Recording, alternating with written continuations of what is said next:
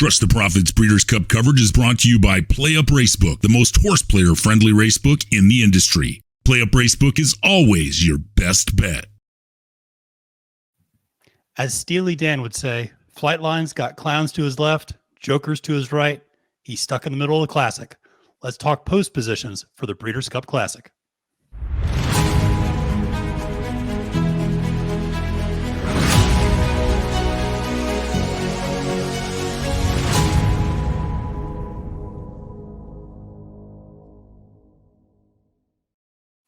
Salutations and welcome, friends. I am Matthew Desantis. You can find me on Twitter at Failed to Menace, and here joining me today is the one and only El Hombre for us to talk about the post-position reactions to the Breeders' Cup Classic, of course, taking place earlier today at Rupp Arena in Lexington for this weekend's Breeders' Cup, and it was an 8-horse field for the Breeders' Cup Classic, but a lot of excitement. Now, before we get to that, just want to remind all of you, check out our sponsor, PlayUp Racebook. If you deposit today, you will receive a 50% deposit bonus for up to $250. Additionally, if you deposit $100 or more before the Breeders' Cup, they will give you an additional $25 free wager. Maybe you want to use that in this race that we're going to talk about here, the Breeders' Cup Classic. But El Hombre, I figured we could dive straight into the field and we could talk just 1 through 8 about how we feel about these horses. But what are your general thoughts on the post draw today, and any thoughts overall on the events? Well, yeah, obviously Flightline is the horse of the century, according to some people, the horse of a lifetime, whatever you want to call him. And he's kind of lived up to that hype. So we're going to see if that comes true. And this is probably going to be his last race, right? So certainly it's looking that way. And he was, of course, installed as the 3-5 favorite. And we're going to get to him in a second. Yes. But let's start on the inside. And I have to be honest, this was a little bit of I think a noteworthy inside draw, and that is Taba getting the 1 hole, the Bob Baffert horse, morning line 8-1. El Hombre, what are your thoughts on Baffert drawing the inside rail with Taba? Well, I know this horse was super impressive in the Pennsylvania Derby. Just seems to be peaking at the right time. I like Taba. I'm not sure. I mean, again, this is a rare event where you got such a heavy favorite, but if you're somebody who's trying to fade Flightline, Taba's in the mix for sure. Baffert seems to show up at the right time in big moments. That's the other thing I would say about this. Last time out was his best buyer figure, if you're a speed figure person. I like Taba, but again, I mean, I'd say anything with tempered, caution against Flightline, because I think we all kind of want to see history with Flightline here, but I don't know. Taba's in the mix if somebody's going to pull the upset, but absolutely. 8-1, 4th choice on the morning line, actually behind Life is Good and Epicenter and the aforementioned Flightline. I like Taba a lot for the reasons you outlined, but I do not like the post position draw. This is a horse that notoriously does not like to be cramped on the inside and does not like taking kickback. It's going to get crossed and cleared by Life is Good pretty quickly. So it's just going to be a question of whether or not they wear themselves out up front, and maybe Taba can make a run late. But that inside post position is probably not ideal. I think Bob would probably prefer a further outside post, but certainly a very talented horse. And let's move into the number 2 hole. Life is Good. This is actually the 3rd choice. I thought it might end up being the 2nd choice, but the 3rd choice in the morning line. The Todd Pletcher horse, trained by Irad Ortiz, or jockeyed by Irad Ortiz Jr., going off at 6-1. Life is Good is, he's going to go. The question is, how far is he going to go? El Hombre, what are your thoughts on that? Is this a horse that can get the 1.25 miles? Well, yeah, I think I expected him to be the 2nd choice morning line odds, but I'm putting him more at the 4th choice or 5th choice. I do not like Life is Good in this spot. The distance is not his strong point, and obviously, tactically, I think if anybody has to challenge Flightline on the pace, this does not favor him. This is not a good look for Life is Good. His last race out was his worst effort, at least in recent times. So I don't know. I don't like Life is Good at all. I'm fading Life is Good completely in this spot. I think he's got no shot to win, but I don't think he's going to hit the board either. Where are you at with him? Yeah, I'm not all that far off from where you are. I've been on this spot for a while where I thought Life is Good was, I think he I think two things can be true. I think one, he can control the key to the race in terms of how fast he decides to go out or not. But I also just don't like the way this race sets up for him at all, with Flightline just right on his flank the whole way around. I also agree the 1.25 miles, I feel like, is a distance too far. You often see him losing ground at 1 1/8 towards the end, that horses are starting to gain on him. Even that dominant effort at the Pegasus over Nick Sko. Nick Sko was catching him towards the end. Like, he was making up ground. Now, you could say Flightline was getting geared down, but still, like, that 1.1 miles is his max. And we saw what happened over in Maidan. You could say the track was deeper there. There were other factors maybe at play, but when the one time this horse went 1.25 miles, faded down the stretch to 4th. And so I would not be shocked to see the same thing happen today. The question is his name just going to generate a lot of buzz and a lot of people betting on him? And where are those odds going to end up by the time we get to post time? I hope so. I hope so too. for betting reasons, I hope he does get a lot of love. But I don't. Absolutely. I mean, and of course he could do it. I mean, he's shown dominance in the past, but I just don't see it here. Yeah, agreed. So let's move to his stablemate, Happy Saver, a horse that is 30-1 on the morning line. You and I were chatting before we started recording. He's a useful horse in many cases to include in trifectas. This is a horse that has only missed the board once in his career, amazingly. So this is a horse that makes people a lot of money because he usually goes off at a decent price in these big spots and somehow finishes underneath. Your thoughts on whether or not Happy Saver can enrich the trifecta here? For sure. I mean, he's outclassed here for the win, for sure. I don't expect him to be challenging for the win, but if this is a hotly contested pace with a pace meltdown, which we all expect, I think, at least with some of the other main contenders, I think he is easily going to be one of the two outside chances to get up into the trifecta, and at a price, he's probably going to be the longest price, right? So, hey, I think he's just as likely to hit the top 3 as anybody else once we see how the pace breaks down. So if you're betting straight trifectas, you got to put him in. I think you got to put him in there to get that price to make this race even bettable. I mean, if you think Flightline's going to win, it's a tough race to bet. Yeah. I think if you're going to do that, Happy Saver has to be involved, and he could be involved. I think so. What's funny is I almost could see a situation similar to the Travers where, Epicenter in that race was clear by 6. And then you had this group of 3 horses, Rich Strike, Zandon, and Cyberknife, that were all like bam, bam, bam, second, third, fourth. I could easily see a situation where it's like Flightline, a gap of who knows how much, and then like bam, bam, bam, like 3-4 horses, just like I expect all that right too. there. And so if that's the case, there's no reason Happy Saver can't be one of those horses finishing 10 lengths back. If you just think Flightline's going to blow everybody out. If you're boxing or king a horse in a trifecta, why wouldn't you take the 30-1 shot? I mean, at least get in third, second. I don't know however you guys bet, but I mean, if you're trying to get value, it makes sense to put Happy Saver in there. That's all. Absolutely. Well, what you're not going to get value for is the horse starting in the 4th post position. I mentioned in the intro, he's got horses to his left, horses to his right. He's kind of right in the middle of the field. And that is, of course, Flightline, the John Sadler horse with Flavian Proud aboard, 3-5 on the morning line. Is there any way this horse loses this race? No. There's my notes. No, he's easily the superior horse here. Incredible speed figures, talent. The workouts have been perfect. He's in the spot. He's honestly, I don't see him being beaten. Yeah. And if you do, then more power to you. Go bet him. Go bet whoever you like. Epicenter, any of these other horses. If you have a feeling on that, do it. But I mean, just on paper, dude, it's hard. I mean, he lives up to the hype on paper. We should give a little cross promotion to one of our other videos we have out right now on Trust the Profits, where we lay out a case against some of these heavy favorites in the Breeders' Cup. Of course, I just nominated myself to make a case against Flightline. I don't know how much I always believe that case, but you can check out that video if you want a few reasons maybe to bet against Flightline. I think personally, though, it's hard to envision somebody else winning this race. I think one of the arguments you could make, though, is this is by far and away the most talented field he has faced. And so that's the best argument you can make, dude. I think it is. And that this really is, if you go, well, he really hasn't faced much on the West Coast by and large. That Met Mile wasn't much of anything. And, now we're going to see how he stacks up against horses like Table Life is Good and Epicenter. primarily, but going to be hard to get past. And certainly I'll be there on Saturday.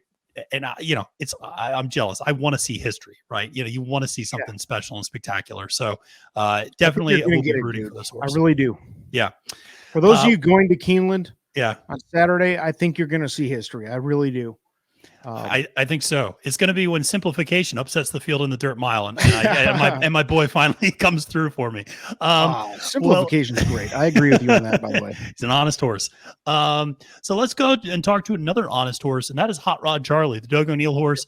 Very jokingly last year, the slogan was "Hold all tickets." Hot Rod was always involved in some sort of mess around the finish. Whether he was going out wide at the Pennsylvania Derby, whether he's clipping heels with Midnight Bourbon at the Haskell, he was always involved in some drama. He was involved in drama at the Lucas as well, whether or not he was wearing those grips on his feet, and so that was a whole other thing. But obviously, a lot of people, a huge favorite in the crowd. Hot Rod Charlie, what are your thoughts? Do you think he has a chance here in this race?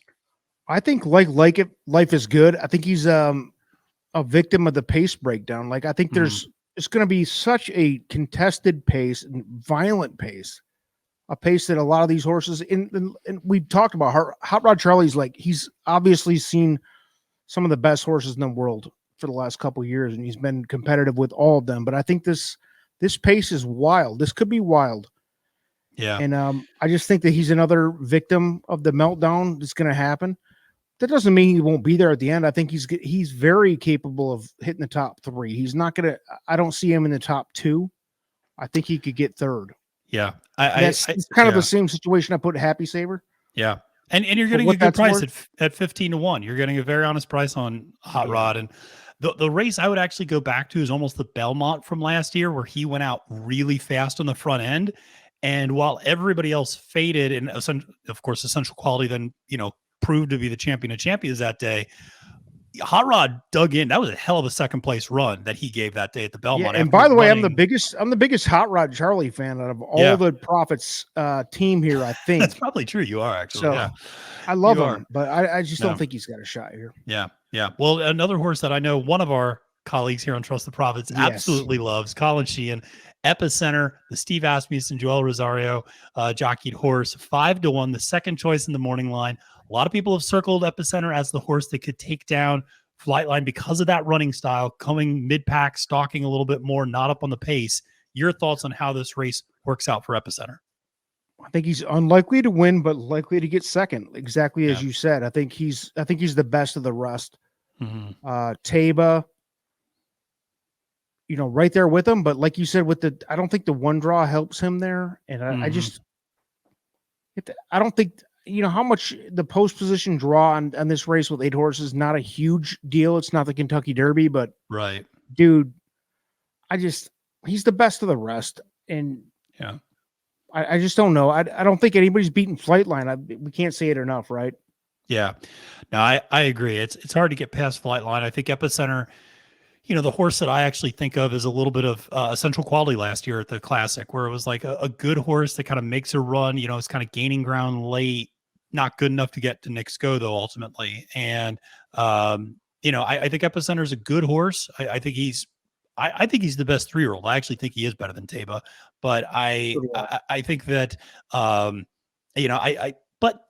if what you said, which I think is true, if there's that violent pace up front, then Epicenter is going to be the beneficiary, just as he was at the Kentucky Derby, in terms of everything falling to pieces, and all of a sudden he's kind of making up ground at the end when everybody else is lagging. So him and Zand in that matchup we all anticipated. Yeah, and then another horse that we're going to talk about in a second kind of ruined that anticipation. So, but Epicenter, obviously very, very, very good. Maybe the champion 3-year-old if he kind of runs a good race here and beats Taba. Now let's talk about a horse that has gained a lot of momentum over the summer, then saw a little bit of the bloom come off the rose up at Saratoga, and that was Olympiad, the Bill Mott horse, jockeyed by Junior Alvarado, 10-1 in the morning line. Thoughts on Olympiad? Does he have a shot here? I mean, at 10-1, he's actually one of the, he's a top 5 horse basically in his field. Is he a horse that can potentially make the trifecta? I think you said it best. I think he is a top 5, but probably about 5. Okay. And I don't think with the pace, he's going to be a pace victim as well. Yeah. He's the type of horse that's either going to win or fall out and get last. I mean, I'm like, I really don't think he's going to win, obviously, at 10-1 morning line. I think that's generous, actually. I think I put him and Hot Rod Charlie and Happy Saver all in kind of the same box where somebody's going to be stronger than the others, but I don't see them very much different. I think that they're all capable of being victims of the pace meltdown and falling completely out of the mix, or having a heroic effort. I mean, I don't like Olympiad here. I think he's about the 5th choice, like you said. Yeah, I think Olympiad is a horse I've not been that thrilled with really over the summer when people were talking about that he was the 3rd best older dirt horse in the country. I was like, you all are out of your mind. He beat a lot of grade 2 fields. Even though he picked up a grade 1 at Saratoga last time out, that was really, if you look at the quality of that field, that was a grade 2 field at best. And when he ran up against Life is Good that day at the Whitney, I mean, he just got totally embarrassed. And so I think you're right that and Mott will even tell you he's a horse that likes to be within about 2 or 3 lengths of the lead. Well, good luck if you're going to be within 2 or 3 lengths of Life is Good and Flightline. I just don't think he's got the speed at the back end to back that up and to make a run still. I think he'll be off drinking Gatorade at the top of the stretch if he tries to hang with them. Seriously. So, and that's the problem, is that he's not really demonstrated the ability to be a deep closer. And so I think you're right. The race shape just does not set up well for him. But one horse it does set up well for, if there is a pace meltdown up front, is the Kentucky Derby winner, 20-1 morning line for the Breeders' Cup Classic. That is Rich Strike, the Eric Reed horse, jockeyed by Sonny Leone, who hopefully doesn't fall off his saddle this time. But, that's a horse that, I think proved some people wrong, ran a respectable 4th at the Travers and then came back and ran a really nice 2nd place. Looked like he was going to win the Lucas and ran a nice 2nd place to Hot Rod Charlie. Again, could be, beneficial from a pace meltdown. But what are your thoughts on Rich Strike during this, in this race? I'm going to start positive. Okay, that's good. This is the Cinderella story of a lifetime, isn't it? It is. I mean, you had the Derby, which was amazing. And if you didn't enjoy that, then you don't like the sport or sports in general. That was incredible. Yep. I lost a bunch of money on that, just for the record. But it was still amazing because it's like, what is happening? Wow. Just watching that live was incredible. And I feel the same. I feel like the same thing could be relived here with Rich Strike. And I think you're right about this. This field of horses does work in his favor. If there's somebody that works in his favor, we talked about the pace breakdown that's going to eliminate some of the great Hot Rod Charlie, Life is Good. I think it's going to hurt them. Mm-hmm. This is the pace scenario that helps Rich Strike. Yep. And at 20-1 morning, and I think that's probably fairly accurate to where he's going to go off at. Yeah.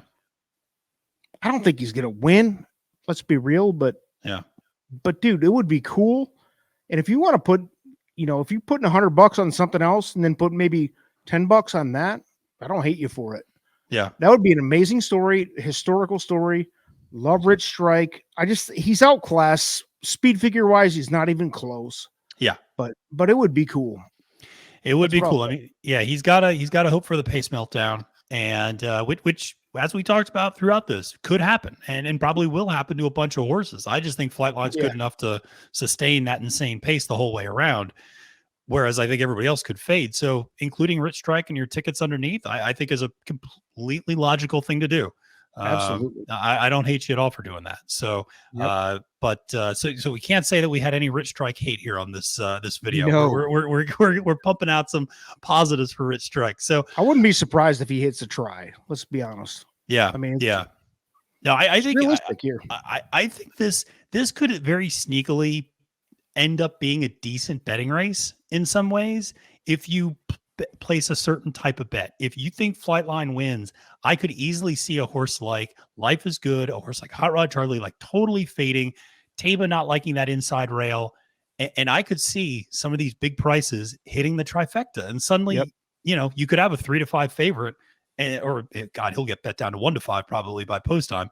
So you could have a 1-5 favorite and ultimately still make some money on an exacta and trifecta or superfecta in this race. So That is the rundown of the Breeders' Cup Classic post position draw. We have a ton of additional content for you on Trust the Profits this week. We got more top 5 and top 10 lists coming out. We got capping the card. We got daily doubles. We got so much stuff that we're going to be pointing out. This case against series that we have where, Hombre, who are you making the case against? I think you're making the case against somebody. Nest.